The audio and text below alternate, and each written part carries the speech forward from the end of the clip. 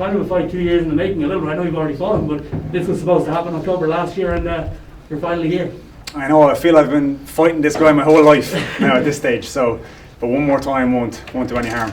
So after obviously beating him the way you did last time, you must be going in with an awful lot of confidence and knowing kind of what you really have to do again to win that title now.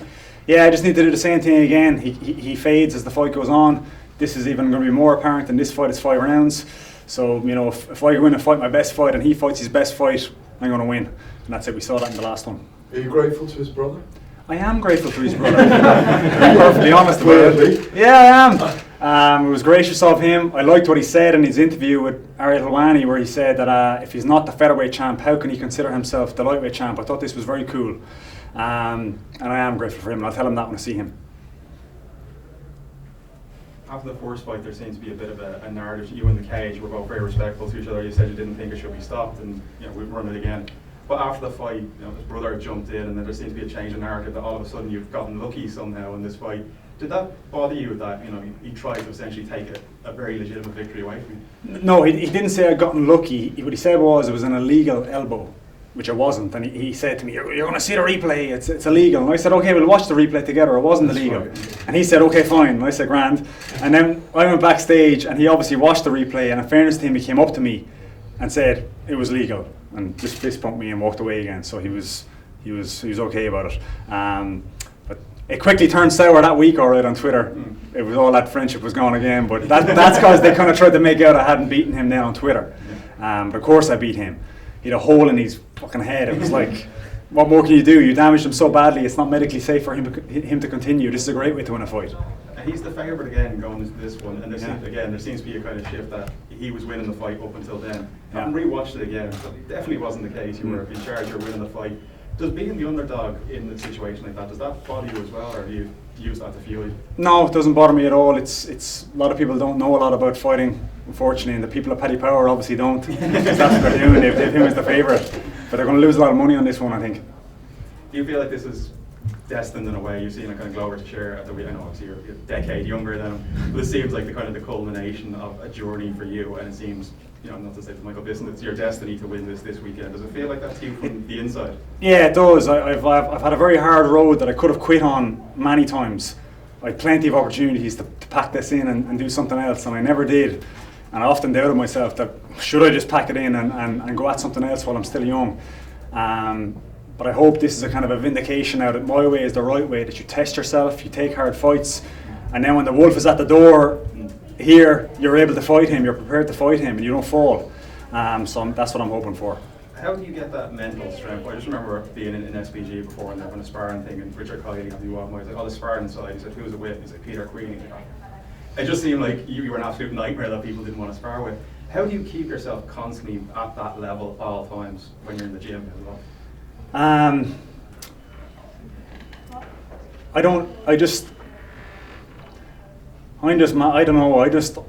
just demand perfection from myself in everything. I don't know how to train easy. I just always train hard. If I'm not the best guy in the room, I'm mad at myself when I leave. So if you don't train hard, you won't be the best guy in the room. And this is a tough lifetime when you're always mad at yourself every day leaving training. So I just stay on top of things. I train with all the young guys. I get confidence in that I'm fitter than them, stronger than them. I often do. I pick the guy who's the fittest guy in the gym, and I make him shadow me in my cardio, just to know I'm fitter than him. And this is how I get the confidence and keep going. I just choose the hardest road in everything I do, basically, and this is how you get better. Appreciate that, thank you. No problem. On the advertising for this fight, sorry, just a very quick one. They seem to have said Dublin or Peter Queally a lot. Does that irritate you at all? No, it doesn't. I'm from Waterford, and I'm proud of being from Waterford, but my fighting career was totally sculpted in Dublin. So I can understand why they say that, but I am from Waterford. I do live in Dublin, and I kind of call this my home now. But I'm proud of being associated with both. Peter, I suppose the most famous night in Irish MMA, was here across the road when Conor McGregor fought Diego Brandao, and that night was 5 wins, brilliant, coming to a crescendo at the end. Obviously, there's a lot of Irish guys in the IndyCar, but I suppose the 3 main, Pedro, James, and yourself at the top of the card. It could go very well, 3 tough fights, or it could go very badly. What way are you going to prepare for that? Are you going to watch the other fights? Are you going to listen to their results, or are you going to kind of cut yourself off from it? you can't help but see the results. There's a TV in the dressing room, so it's unfortunately if they go bad, you absorb a bit of that energy. But when they go good, you absorb a bit of that too. I try and not pay too much attention to the TV when I'm warming up and stuff. I try and not, but you can't help but see it a bit. I'm very confident in the two boys that they can win, but you're right, they're very hard fights. But I'm confident they're going to win. We spoke to Patricky earlier, and I kind of asked him about the game plan as I did with you the other day, and he said he's planning to hit you more, I suppose. Good idea. He didn't hit me much in the first one, so. What do you think for that? But like with saying that, I suppose fight maybe at a higher pace with more output. Do you think that might play into your hands? What do you take from that? Yeah, he has two options in this fight. Because it's 5 rounds now, he can go balls to the wall early and try and finish me, knowing he's going to get tired anyway, and then I'm going to take over. Or he can try and space out his cardio over the course of the fight. Both of these suit me, because he's not going to finish me early, and then he's going to get tired. If he tries to space out his cardio more, he's going to start slow, which will suit me anyway, and he's going to get tired anyway. So I'm kind of interested to see which one he chooses, but it'll be one of them. I have a feeling he might just go gung-ho and try and get me out of there, because he's got to be worried about his cardio. He knows he was getting tired in the first one, and there's potentially 23 or 4 more minutes left, or 15 more minutes left in this fight at that stage that he was getting tired at. Yeah. We asked him earlier as well about the walkout song, and he said he's a big fan of the Cranberries and he likes the song, and he's going to enjoy it. Do you think he'll enjoy it on that Friday? I think he thinks he'll enjoy it, but I experienced this myself when I was in Russia. I kind of relished being the heel, and to a certain extent I did, and I kind of tried to enjoy it. But it's not nice though. And he'll experience that. He'll try and enjoy it, and I'm sure there's elements of it that he'll enjoy, but it's not a nice feeling, I can guarantee you this. And I can only imagine what this is going to be like, because this is the most hostile environment ever if you're an away fighter. So, it's going to be tough for him, and I don't really care if he enjoys it or not. To answer that question, he's going to not enjoy me in the ring, that's all I can say. Peter, your friend Dylan Dennis obviously looks like he's going to be out for a little bit longer, but I know you had said publicly that you feel he would beat Jake Paul if they were to fight. Do you still hold that opinion? Do you think that he should fight him next? Get the fuck out of here now with Jake Paul. Jesus Christ. Next. Peter, back to a real question. Yeah. Good man. Obviously, the walkout is absolutely iconic. You have the chance to become the first ever Irishman to win a world title on home soil. Where do you think that memory will rank in terms of all-time Irish MMA accolades? And do you think in years to come there'll be 100,000 people who are in the 3 Arena when Peter Queally lifted the world title for the first time?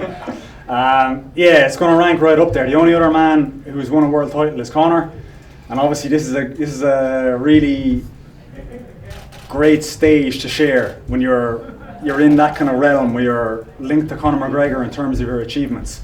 So that's where it's going to be, and you can't really get any higher than this. And with that preparation, obviously John Kavanagh has prepared Conor McGregor for a world title fight before. Have you, touched on that with John, and has he given you any tips to prepare for a world title fight, or are you treating it the same as any other fight? Same as any other fight. I think you can get yourself in trouble analysing these things too much, so I try not to do this with all my fights, and I'm certainly not going to start doing it now.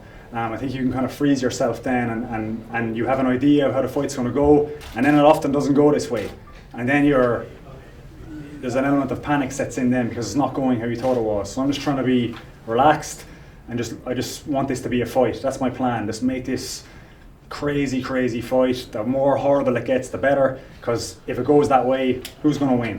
Of course, me. We've actually always said that a Peter Queally fight's not a good Peter Queally fight until someone bleeds. Yeah. So that's the way we love to see it. But do you think the 5 rounds really benefits you in this fight? Do you think your gas tank is better than his?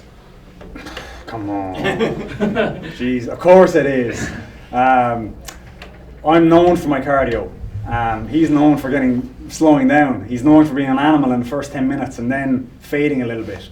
So of course it suits me for this 25 minutes. I actually wanted, whether it was a title fight or not, I was trying to get this to be a 25-minute fight irregardless, which they weren't going for, but then thankfully it got changed to a title bout, so it's 25 minutes now. But this is a big swing in my favour that it's 25 minutes. Is there sorry, you go ahead. Oh, sorry, Gareth. Just one last question from myself. I wonder, is visualisation something that you do, and have you visualised how this fight will end? I have. I try and visualise the good things, and I try and visualise the bad things, because you need to be prepared for that, because I have a feeling this will be tough. I don't think it's going to be easy. I think it's going to be really hard, brutal 20 or 25 minutes for both of us. Both of us will probably go to the hospital, I think, afterwards, and I'll have my hand raised. Though that's honestly how I see this. I'd love to say I'm going to KO him quick, but it's probably not going to go that way. It's going to be a rough one, I think. But as I said, the rougher it gets, this all favours me. Hopefully you get a whiskey and a pint of Guinness in before that. Yes, hopefully, yeah. Artem will sort me out with something. On visualisation, have you been looking back at that brilliant fight you had with Ryan Scope? That was the absolute show stealer, wasn't it? Yeah. May 2019, I think it was.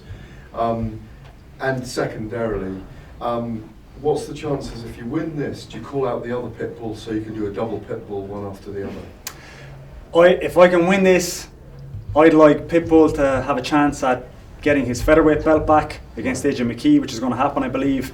And if he wins that, he absolutely deserves the challenge for this belt again. And that's the fight that I should take if he wins that. And have you thought back, do you visualise, I mean, because it was maelstrom for you after that last win here. The fans were, I mean, I remember trying to get out with you, and it took you about an hour and a half, didn't you? Yeah. Get out of the arena and being mobbed. Are you carrying that feeling? I'm looking forward to that feeling, Gareth. That's what I'm doing. I can't wait for this feeling again. This was you saw it. It was amazing. You couldn't help but, feel very proud of yourself when you've that kind of a reception of people outside the building, blocking the street and all, and guards are trying to get them out of the way and things. It's just an amazing feeling. And again, I'm just very proud that I inspire people this way, and people support me, and people like how I fight. Were you surprised how much grappling there was in that last fight? I mean, like, he calls himself the king of KO, but it seemed like he seemed more comfortable down on the ground. He's not comfortable down the ground. He went for 2 takedowns because he was not comfortable on the feet. This is what happened. There wasn't much grappling. He just he tried to steal both rounds at the end with a takedown. You could see this was his plan, but he paid for it dearly. So bring it on. I hope he goes for more takedowns. This just will diminish his gas tank even more. If he does this, his best chance is to fight me like a real fight. So, Peter, what's it been like the last few weeks around Dublin, seeing your face on buses with the title on the line, like World Lightweight Championship on the line? Yeah, this was funny because my mother was sending this. This is the biggest accomplishment I think you can make if you're on a bus stop or something or whatever. So she was sending it to my granny and every kind of person, and it's so cool. Yeah. You see film stars on the side of the bus. So to see my own face on the side of a bus is just, it's just a dream. It's like a dream come true. You don't ever envisage this happening when you're starting off your career, and now it's happening. So I'm just so happy and proud of myself. And have you pictured much having that belt in the house on Christmas Day 2021? I have pictured that exact thing, having the belt on Christmas Day and showing my grandmother and my family and things. And again, this makes you, even more motivated to leave everything in there, and I will leave everything in there. Just a word, obviously next week we've got Sinead fighting for the world title. Just a word on her. Have you spoken to her this week? I have. I spoke to her last week. That's a hard fight. There's no point in glossing over that. That's saying she's going to kill her or whatever. But if any girl can beat Cyborg in that division, it's Sinead. She's the only girl I think that can probably beat her right now. I think Sinead will enjoy a slight advantage in the striking, and then Cyborg will probably try and wrestle her and try and win the fight that way. But Sinead she's definitely a dog in that fight, but she's a live dog. She can definitely win that, and I think she can win it. Some party in a couple of weeks if you both do it. Oh, it'd be crazy. It'd be 2 belts in the gym. It's just a dream come true. It's a great week for Irish MMA in general. I'm proud to be the tip of the spear on it. Peter, will you take that belt out to the Black Forge Inn for a proper celebration? I will, yeah. I'm sure Conor will make me bring it in there, and fucking might end up hanging up in the Black Forge Inn, maybe. Who knows? What's it been like, the preparations in the gym? Obviously, it's changed a lot over the while. Artem's there, he's retired, and Carl Binder is retired, and Conor has been injured, and James has gone to America and stuff. Is it a big change for you over the last while preparing for fights now? It is. All my old buddies are gone. It's sad. Everyone's retiring. It's kind of weird. It's like I'm at that stage of my career now, and the last guy left, and I'm like, Jesus, it's just kind of sad. I don't know. They're all doing good things outside the sport, so I'm happy for them, and they all seem content with the decision what they've done. But it's definitely weird for me. I'm literally me and Brian are the last 2 of the old guard left in the gym. In my retirement, so I'll be back anyway. But you don't seem to be as a guy who's even thinking about retirement. You seem to be a guy who'll be fighting in 10 years' time.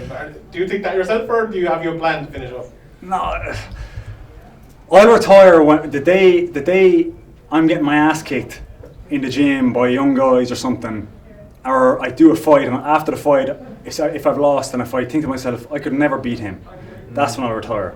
But this is not even close. I'm still the top dog in that gym, and I think that'll be there for a while. You said that this hasn't been your best camp, it hasn't been your worst camp. I've seen you on everything from severe MMA, Sky Sports. I think Loose Women is the only show you haven't done so far. Has that been a distraction for you outside? Have you found it hard to kind of put these new, press requirements and interview requests in with your training? No, it's okay. You train twice a day. You have a lot of free time. I have other business interests as well, of course, that I have to put time to as well. But you can make time for this, and you have to make time for this. You have to take this responsibility of being the main event and make time for this. That doesn't come free. You know what I mean? You need to do this, and it's frustrating when you see guys being shitty with the media and not doing interviews and things like this is your job, so you need to do it. So I've done that, no problem. Finally, just because you said about movie stars there, you're a terrifying looking man who looks like something from 300. But is it true your favourite film is To Kill a Mockingbird? It is not. Yeah, Where'd you get that On Twitter. Really? Oh, yeah. No. It's definitely not. More Jake Paul questions. I'm going to find this tweet. What'll be like for you, we mentioned Waterford earlier on, they haven't had the best time in Dublin, losing the last two finals they've been here. What'll be like for you, to Limerick? What'll be like for you to... Yeah, that's you, you're right. What'll be like for you to kind of change that and get a win finally and lift the goal for Waterford? I don't like that finally now. We get a few wins now, come on. That'll be amazing. I've actually got there's a big support contingent coming up from my local, I'm from a small town, like it's 8,000 people, Dungarvan, and there's a big lot of people coming up from there to support me, like they always do for my fights. So it's going to be brilliant, and I plan to go down home straight away after my fight and enjoy that and see all my family and see all my old friends from school and things, and it'll be amazing. They're all very proud of me, and I really appreciate it. Thanks very much. No problem. Thank you.